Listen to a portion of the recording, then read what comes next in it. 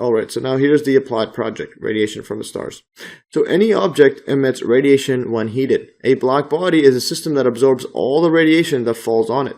For instance, a matte black or matte black surface or a large cavity with a hole in its wall, like a blast furnace, is a black body and emits black body radiation.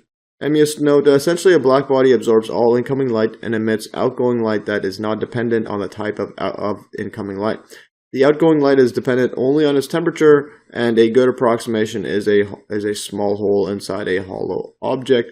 So if you have a hollow object like this, there's a small hole. The light that enters just bounces around everywhere and gets absorbed inside the surrounding. And then what is emitted is just dependent on the temperature of this cavity itself. And here's just another diagram here. So the blue light is coming in, it gets absorbed all into the surrounding, and then the red lines indicates, well, the light that's emitted, and it just depends on the temperature of the surroundings itself. And here is another illustration. So as you heat something up, it starts emitting light, and it's in its typical spectrum, just dependent on temperature. The hotter it is, then it gets white hot over there. So note that blackbody radiation doesn't depend on the shape of the object, just the temperature. So so this one here doesn't matter if it's round like that or a box. It's going to emit the same depending on the temperature.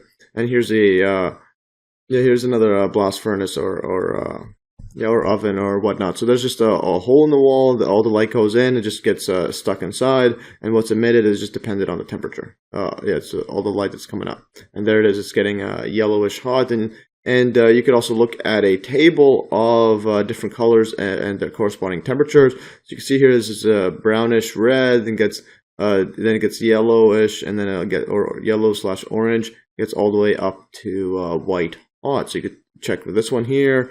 That's about in this case 1,000 degrees Celsius around there. So that's what this hottest part of it is. And there's a spectrum. So there's a spectrum of light there. This one at the reddish over there, it's going to be somewhere about 760, and then you have the hotter parts going at 1200 degrees. All right, let's just keep going further here, and then if you graph if you were to graph what's emitted in terms of its wavelength of the light, and then you can see that the hotter it gets, the wavelength decreases, or the frequency of the light increases. As wavelength decreases, and again, just depending on temperature, and this is the amount of light of that wavelength that gets emitted over there. And so note that the temperature of the sun is 5,700 Kelvin, which has a spectral peak mainly in the visible light range. So this is the visible range, and this is 5,000 Kelvin, and so this is a typical one for the sun spectrum. So most of the light that's emitted is in this visible range, corresponding yet to what we can see, and it's where our sun is, which is pretty interesting correlation. So even the radiation from the sun is close to being blackbody radiation. That is, the radiation emitted is almost entirely a result of heat. So all the light that goes into the sun or stars gets absorbed, and what is emitted is just dependent on the temperature. So this scale is similar to this, except instead of wavelength, you're looking at frequency over here. So then the higher frequency is corresponding to lower wavelength over there. And there's a spectral peak. So as you increase the temperature, you're going to have the shift of the intensity of what's being emitted is shifting over towards the higher frequency wavelengths. So MES note, frequency and wavelength are related to each other. Wavelength equals periodic distance between waves or cycles, and frequency is just waves or cycles per second. For light or radiation, the shorter the wavelength, the higher the frequency and energy. And it's as per the following expression: frequency equals to speed of light c divided by lambda for wavelength. So as you increase frequency right here, that's decreasing wavelength, or you decrease wavelength, frequency increases. So now let's go back to the applied project. So proposed in the 19th century, Rayleigh-Jeans Law expresses the energy density of blackbody radiation of wavelength lambda as f of lambda equals 8 pi k times t divided by lambda to the power 4, where lambda is measured in meters, it's the wavelength, T is the temperature in kelvins, or K, and little k is Boltzmann's constant. So MES note, Boltzmann's constant is a proportionality factor that relates kinetic energy of particles in a gas with the thermodynamic temperature of the gas. That is, temperature is defined based on the average kinetic energy of a collection of non-interactively moving particles. In other words, they're not attracted or repelling or any other forces that are counted in this model.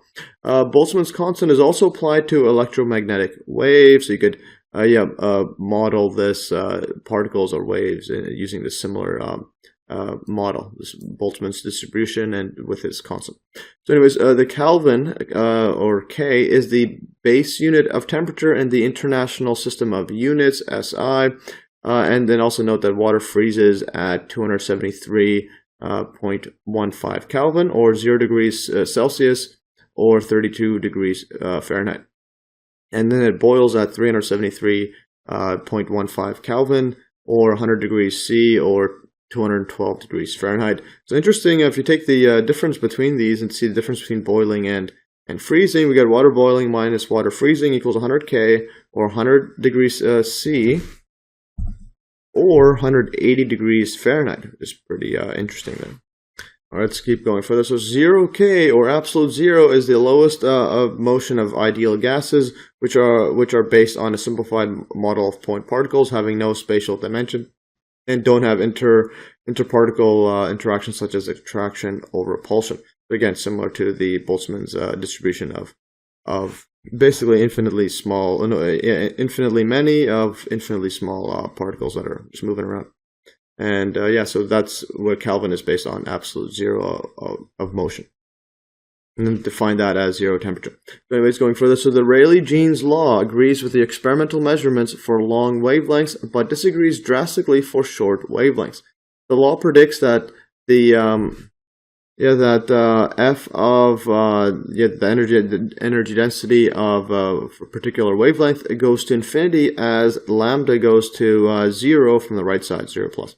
But experiments have shown that the actual energy density goes to 0 as lambda goes to 0. So as this lambda goes to 0, this should be going to 0, but instead it goes to infinity. This fact is known as the ultraviolet catastrophe. So in 1900, Max Planck found a better model known as Planck's law for blackbody radiation, and he has this giant equation, which is f of lambda, or the energy density of a particular wavelength. Lambda equals to 8 pi times h, which is Planck's constant, times c, speed of light, times it by lambda to the power of negative 5, and then divided by e to the power of hc divided by lambda kt minus 1. And then where lambda is measured in meters, m, t is the temperature in kelvins, k, h is Planck's constant, which equals to 6.626 times 10 to the power of negative 34 joules times s, or seconds. K is Boltzmann's constant, which equals to 1.3807 times 10 to the power of negative 23 joules per Kelvin.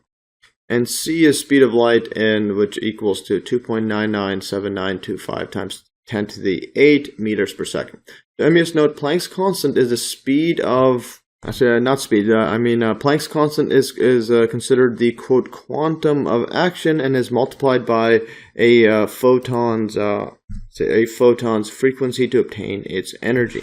And we'll get to this at the end of this video. I'll make just a brief note on this interpretation of it.